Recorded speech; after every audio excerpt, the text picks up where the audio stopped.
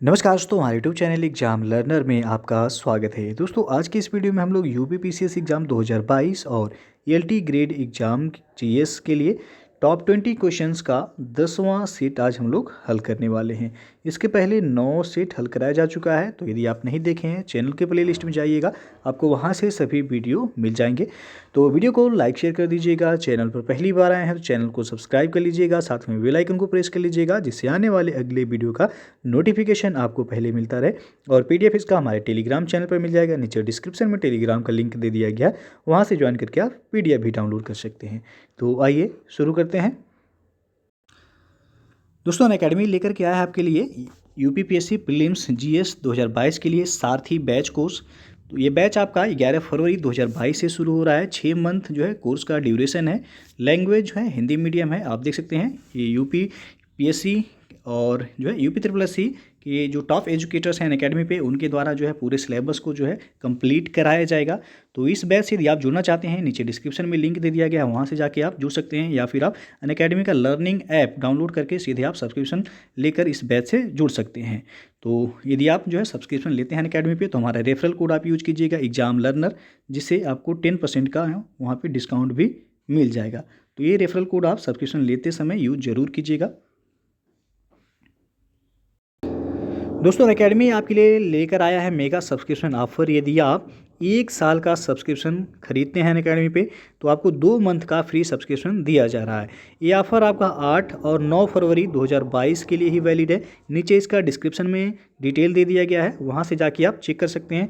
और यदि आप 6 महीने का सब्सक्रिप्शन लेते हैं अनअकैडमी पे, तो आपको 1 मंथ का एक्स्ट्रा फ्री सब्सक्रिप्शन जो है दिया जा रहा है। ये भी ऑफ़र आपका 8 और 9 फरवरी तक ही वैलिड है। और आपको बता दें कि अनअकैडमी पे जो है गवर्नमेंट एग्जाम स्कॉलरशिप टेस्ट जो है कराया जा रहा है। आप चाहे एसएससी एग्जाम जो है की तैयारी कर रहे हैं, बैंक या रेलवे किसी भी एग्जाम की तैयारी कर रहे हैं, तो इस जो है टेस्ट को ज्वाइन करके आप जो है ढेर सारे इनाम जीत सकते हैं। रैंक 1 जो है जो लाएगा उनको जो आप देख सकते हैं, आपका लैपटॉप दिया जाएगा। फिर जो है रैंक 2 से लेके रैंक 6 तक के लिए जो है सैमसंग गैलेक्सी का जो है स्मार्टफोन है, और रैंक 7 से रैंक 16 यानी कि 16 तक जो है एक JBL का ट्रू वायरलेस जो है ईयरबड्स है। तो ये भी आप जो है जीत सकते हैं। तो दोस्तों आज का जो पहला प्रश्न है यहाँ, यदि उनमें यानी कि विद्रोहियों में एक भी योग्य नेता रहा होता तो हम सदा के लिए हार जाते। ये 1857 विद्रोह के संबंध में कथन पूछा गया है, किसका है ये? तो ये कथन है जॉन लॉरेंस का। सी विकल्प यहाँ पे सही हो जाएगा। प्रथम स्वतंत्रता संग्राम 1857 के बारे में जॉन लॉरेंस ने कहा कि यदि उनमें यानी कि विद्रोहियों में एक भी योग्य नेता रहा होता तो हम सदा के लिए हार जाते। तो सी ऑप्शन सही हो जाएगा। कथन किसका है? जॉन लॉरेंस का। अगला प्रश्न है निम्न कथनों पर विचार कीजिए। पहला दिया गया 1917 में पहली बार कांग्रेस ने अपनी कार्यसूची में दलित सुधार को शामिल किया। दूसरा दिया गया कराची अधिवेशन 1931 में पारित मूल अधिकारों के घोषणा पत्र में जाति पाति के स्थान पर पहली बार समानता पर बात की गई। तो उपयुक्त कथन में कौन सा कथन सत्य है, ये आपको बताना है। तो यहाँ पे दोनों ही कथन सही हैं, तो आपका डी ऑप्शन सही हो जाएगा। 1 और 2 दोनों। आगे बढ़ते हैं। निम्न में से किस आंदोलन की असफलता के बाद स्वराज पार्टी का गठन हुआ? तो असहयोग आंदोलन की असफलता के बाद स्वराज पार्टी का गठन हुआ था। बी विकल्प यहाँ पे सही हो जाएगा। गांधी जी के द्वारा चौरी चौरा घटना के बाद, चौरी चौरा घटना हुआ था 5 फरवरी 1922 को, असहयोग आंदोलन जो है वापस ले लिया गया, जिसके फलस्वरूप कुछ कांग्रेसी राजनेताओं ने नाराज होकर वर्ष 1923 में स्वराज पार्टी का गठन किया। उन नेताओं में मोतीलाल नेहरू और चित्तरंजन दास ये प्रमुख थे। तो इन दोनों लोगों ने मिलकर ही जो है स्वराज पार्टी का गठन किया था इलाहाबाद में। अगला प्रश्न अब है कि निम्नलिखित कथनों पर विचार कीजिए, तत्पश्चात कूट से सही उत्तर का चयन कीजिए। पहला दिया गया यहाँ पे कि चौरी चौरा घटना के समय भारत के गवर्नर जनरल लॉर्ड रीडिंग थे, और दूसरा दिया गया है कि चौरी चौरा कांड का नेतृत्व भगवान अहिर द्वारा किया गया था। तो कौन सा ऑप्शन यहाँ पे सही होगा, ये आपको बताना है। तो दोनों ही कथन यहाँ पे सही हैं। सी ऑप्शन सही होगा। यहाँ पे दोनों कथन सत्य हैं। अभी आपको बताएगी चौरी चौरा घटना 5 फरवरी 1922 को यह घटना हुआ था, और उस समय जो गवर्नर जनरल थे भारत के लॉर्ड रीडिंग थे, और चौरी चौरा कांड का नेतृत्व किसके द्वारा किया गया था? तो भगवान अहिर के द्वारा इसका नेतृत्व किया गया था। तो दोनों ही कथन सही हैं, सी ऑप्शन सही हो जाएगा यहाँ। अगला प्रश्न है, सुमेलित करना है यहाँ पे और कोड के माध्यम से बताना है कि कौन सा विकल्प यहाँ सही होगा। तो क्रिप्स मिशन जो दिया गया इसका संबंध हो जाएगा लॉर्ड लिनलिथगो से, तो ए का हो जाएगा यहाँ पे दूसरा। उसके बाद है पूना समझौता। तो पूना समझौता के समय जो गवर्नर जनरल थे वह विलिंगटन थे, तो यहाँ पे बी का हो जाएगा पहला। भारतीय शस्त्र अधिनियम तो लॉर्ड लिटन के समय, सी का हो जाएगा चौथा।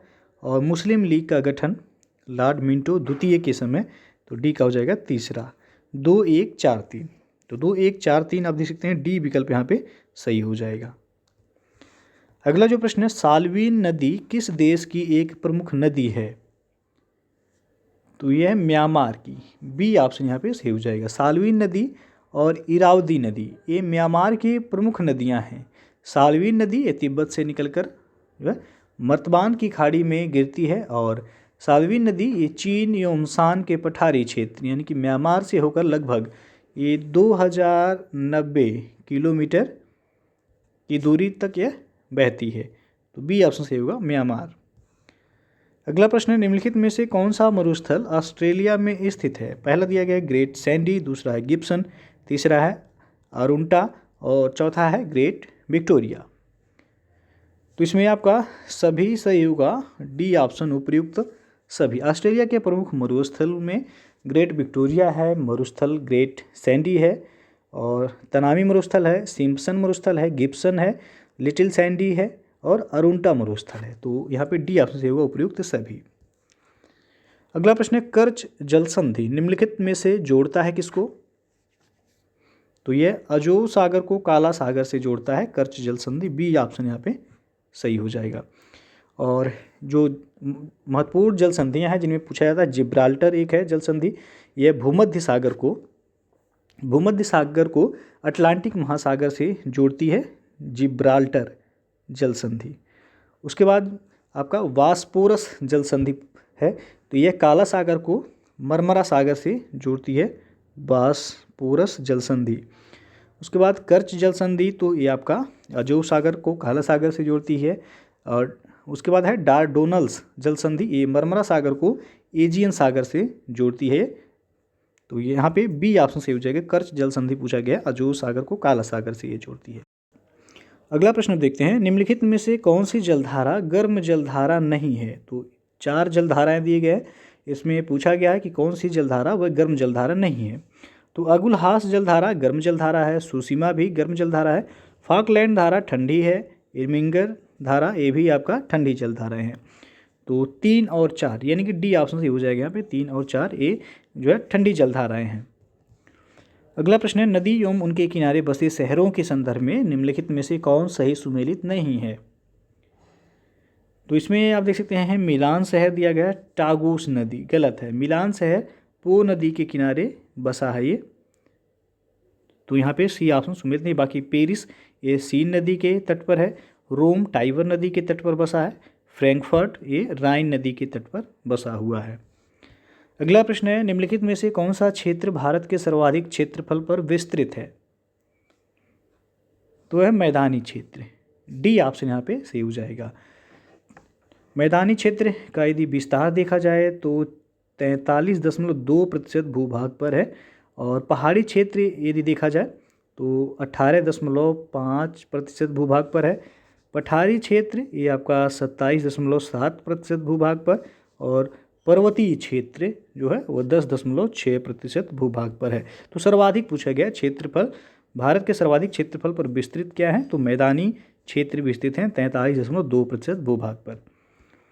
अगला जो प्रश्न है, निम्नलिखित में सुमेलित नहीं है कौन सा? तो यहाँ सी ऑप्शन जो दिया गया है अलमाटी परियोजना कावेरी नदी पर, ये गलत है आपका। अलमाटी परियोजना कर्नाटक में जो है कृष्णा नदी पर स्थित है, ना कि कावेरी नदी पर, तो सी ऑप्शन सुमेलित नहीं है। बाकी उकाई परियोजना तापी नदी पर है, हीराकुंड परियोजना महानदी पर है, माता टीला परियोजना बेतवा नदी पर बनाया गया है। अगला प्रश्न है, निम्नलिखित में से कौन सुमेलित नहीं है? तो यहाँ भी आप देख सकते हैं सलाल परियोजना दिया गया है रावी नदी, गलत हो जाएगा यहाँ पे। सलाल परियोजना ये जम्मू कश्मीर की परियोजना है जो चिनाब नदी पर यह निर्मित है, जो कि यहाँ पे रावी नदी दिया गया है, तो गलत हो जाएगा। बाकी सभी सही हैं। पोचमपाद परियोजना गोदावरी नदी पर है। तिलैयाबाद बराकर नदी। तुलबुल परियोजना झेलम नदी। और अगला प्रश्न है भारतीय मानक समय रेखा निम्नलिखित में से किस राज्य से होकर नहीं गुजरती है? तो यह झारखंड से होकर के नहीं गुजरती है। बी ऑप्शन सही हो जाएगा यहाँ पे। भारतीय समय रेखा ये भारत के 5 राज्यों से होकर के गुजरती है, जिनमें उत्तर प्रदेश है, उत्तर प्रदेश के बाद मध्य प्रदेश है, मध्य प्रदेश के बाद छत्तीसगढ़ है, छत्तीसगढ़ से होकर गुजरती है, और उड़ीसा से होकर के गुजरती है ये, और जो 5वां राज्य है वह है आंध्र प्रदेश। झारखंड से होकर के जो है भारतीय मानक समय रेखा जो है ये नहीं गुजरती है झारखंड से। तो बी ऑप्शन यहाँ पे सही हो जाएगा। 5 राज्य याद रखिएगा, उत्तर प्रदेश, मध्य प्रदेश, छत्तीसगढ़, उड़ीसा और आंध्र प्रदेश। अगला प्रश्न है निम्नलिखित लौह अयस्कों में लौहांश के अनुसार घटता हुआ सही क्रम क्या होगा? तो यहाँ पे आपका बी ऑप्शन सही होगा। घटते हुए क्रम में पूछा गया लौहांश। तो सर्वाधिक जो है मैग्नेटाइट, इसमें लौहांश देखा जाए तो 72% के करीब लौहांश होता है। उसके बाद हेमेटाइट, हेमेटाइट में 60 से लेकर 70% तक इसमें लौहांश होता है। और लिमोनाइट में देखा जाए तो आपका 50 से 60% के बीच होता है लौहांश। और उसके बाद है सीडेराइट। तो सीडेराइट में देखा जाए तो 40 से 45% के बीच जो है लौहांश पाया जाता है। तो सर्वाधिक मात्रा यदि भारत में देखा जाए तो भारत में हेमेटाइट अयस्क सर्वाधिक मात्रा में पाया जाता है, जिसमें 60 से 70% ही लौहांश पाया जाता है। तो यहाँ पे बी ऑप्शन सही हो जाएगा। अगला प्रश्न जो है घनत्व के अनुसार ग्रहों का सही अवरोही क्रम यानी कि डिसेंडिंग आर्डर पूछा गया है, क्या होगा? ध्यान दीजिए, घनत्व के अनुसार पूछा गया है। तो सबसे पहले हो जाएगा पृथ्वी, उसके बाद बुध होगा, फिर शुक्र होगा, फिर मंगल होगा, उसके बाद वरुण आता है, फिर बृहस्पति आता है, फिर अरुण, और लास्ट में शनि आता है घनत्व में। यदि आकार के अनुसार पूछा जाए तो आकार में सबसे बड़ा ग्रह तो बृहस्पति है, तो बृहस्पति सबसे पहले होगा, उसके बाद शनि होगा, फिर अरुण होगा, फिर वरुण होगा, फिर पृथ्वी, उसके बाद शुक्र, उसके बाद मंगल, और लास्ट में हो जाएगा बुध। और यदि द्रव्यमान के आधार पर पूछ लिया जाए तो द्रव्यमान के आधार पर पूछा जाएगा तब भी जो है बृहस्पति पहले होगा, दूसरे पे शनि होगा, उसके बाद तीसरे पे वरुण हो जाएगा, चौथे पे अरुण, फिर पृथ्वी, शुक्र, मंगल और बुध होगा।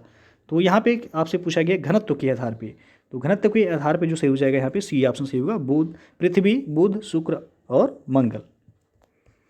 अगला प्रश्न है निम्नलिखित में से सुमेलित नहीं है कौन सा? तो यहाँ पे देख सकते हैं 4 ऑप्शन है, इसमें आपको बताना है कि कौन सा सुमेलित नहीं है। तो बी ऑप्शन जो दिया गया रेपिटी असंबद्धता निचला क्रस्ट एवं ऊपरी मेंटल, ये आपका गलत हो जाएगा। रेपिटी असंबद्धता ये ऊपरी मेंटल एवं निचले मेंटल के मध्य को जो है कहते हैं, तो ये आपका गलत है। बाकी सभी सही है। कोनराड असंबद्धता ऊपरी क्रस्ट एवं निचला क्रस्ट सही है। गुटेनबर्ग असंबद्धता निचला मेंटल और बाहरी क्रूड से संबंधित है। लेहमैन असंबद्धता बाहरी क्रूड एवं आंतरिक क्रूड से संबंधित है। तो बी ऑप्शन जो है आपका यहाँ पे सुमेलित नहीं है। अगला प्रश्न अब है कि निम्नलिखित में से किस स्थलाकृति का निर्माण नदी यानी कि बहते जल द्वारा नहीं किया जाता है? तो यू आकार की घाटी का निर्माण हिमानी के द्वारा होता है। तो यहाँ पे सी ऑप्शन सही होगा। पूछा गया आपसे कि किस स्थलाकृति का निर्माण नदी यानी कि बहते जल द्वारा नहीं किया जाता है, तो यू आकार की घाटी, इसका निर्माण हिमानी के द्वारा किया जाता है। बाकी भी आकार की घाटी होगी, आई आकार की घाटी और प्राकृतिक तटबंध, इन सब का निर्माण जो है नदियों के द्वारा ही होता है। अगला जो प्रश्न है निम्नलिखित में से कौन सी जलधारा अटलांटिक महासागर से संबंधित है? तो पहला है इर्मिंगर धारा, दूसरा रेनेल, तीसरा हम्बोल्ट, चौथा है सुसीमा धारा। तो अटलांटिक महासागर से पूछा गया है, तो इसमें आपका इर्मिंगर हो जाएगा और रेनेल धारा 1 और 2 यानी कि सी ऑप्शन सही हो जाएगा। अटलांटिक महासागर की जो प्रमुख जलधाराएँ हैं उनमें आपका फ्लोरिडा की धारा है, एक गर्म जलधारा है। गल्फ स्ट्रीम धारा है, ये भी गर्म जलधारा है। नॉर्वे की धारा है। लेब्राडोर ठंडी जलधारा है, नॉर्वे गर्म जलधारा है। इर्मिंगर की धारा ये ठंडी जलधारा है, तो ये भी पूछा जाता है कौन सी गर्म जलधारा है कौन सी ठंडी, तो याद रखिएगा ये भी इर्मिंगर धारा ठंडी जलधारा है। रेनेल धारा जो है रेनेल जलधारा जो है ये आपका ठंडी जलधारा है ये भी। उसका फाकलैंड धारा ठंडी ये भी है, ये भी आपका अटलांटिक महासागर की जलधारा है। उसको एंटीलीज जलधारा है, गर्म जलधारा है। तो यहाँ पे आपका सी ऑप्शन सही होगा, 1 और 2, इरमिंगर धारा और रेनेल धारा, ये अटलांटिक महासागर की प्रमुख जलधाराएं हैं। अगला जो प्रश्न है आपका, निम्नलिखित स्थानीय पवनों एवं उनके प्रवाह क्षेत्र के संदर्भ में कौन सुमेलित नहीं है? तो इसमें बी ऑप्शन ब्लैक रोलर दिया गया, ऑस्ट्रेलिया। तो ये आपका जो है गलत हो जाएगा। ब्लैक रोलर ये उत्तरी अमेरिका विशाल मैदानों में चलने वाली गर्म एवं धूल भरी आंधियाँ हैं, ना कि ऑस्ट्रेलिया में। तो ये उत्तरी अमेरिका में जो है चलने वाली धूल भरी आंधी हैं। बाकी सभी सही हैं आपका। फान स्विट्जरलैंड सही है, मिस्ट्रल स्पेन में, बोरा इटली में। बोरा ये आपका शुष्क एवं ठंडी हवा है जो कि एड्रियाटिक सागर के पूर्वी किनारों पर यह चलती है और इन हवाओं से इटली और यूगोस्लाविया प्रभावित होता है। बाकी फान जो है ये आल्प्स पर्वत की उत्तरी ढाल के सहारे उतरने वाली गर्म और शुष्क हवा है, इससे आपका स्विट्जरलैंड सर्वाधिक प्रभावित होता है। तो ये भी तो आपका सही है। उसके बाद मिस्ट्रल, तो मिस्ट्रल ये ठंडी जो है हवाएं हैं जो कि रोन नदी की घाटी से होकर चलती है, इससे स्पेन एवं फ्रांस प्रभावित होता है। तो बी ऑप्शन यहाँ पे सुमेलित नहीं है, ब्लैक रोलर ये उत्तरी अमेरिका के विशाल मैदानों में चलने वाली गर्म और धूल भरी आंधियाँ हैं। तो दोस्तों ये था आपका आज के जीएस टॉप 20 का 10वां सेट। इसके पहले जो है 9 सेट अपलोड कर दिया गया है। यदि आप लोग नहीं देखे हैं तो चैनल के प्लेलिस्ट में जाइएगा, आपको वहाँ से सभी वीडियो मिल जाएंगे। तो वीडियो अच्छा लगा हो लाइक शेयर कर दीजिएगा। चैनल को सब्सक्राइब नहीं किए हैं तो चैनल को सब्सक्राइब कर लीजिएगा, साथ में बेल आइकन को प्रेस कर लीजिएगा जिससे आने वाले अगले वीडियो का नोटिफिकेशन आपको पहले मिलता रहे। तो वीडियो को पूरा देखने के लिए बहुत बहुत धन्यवाद।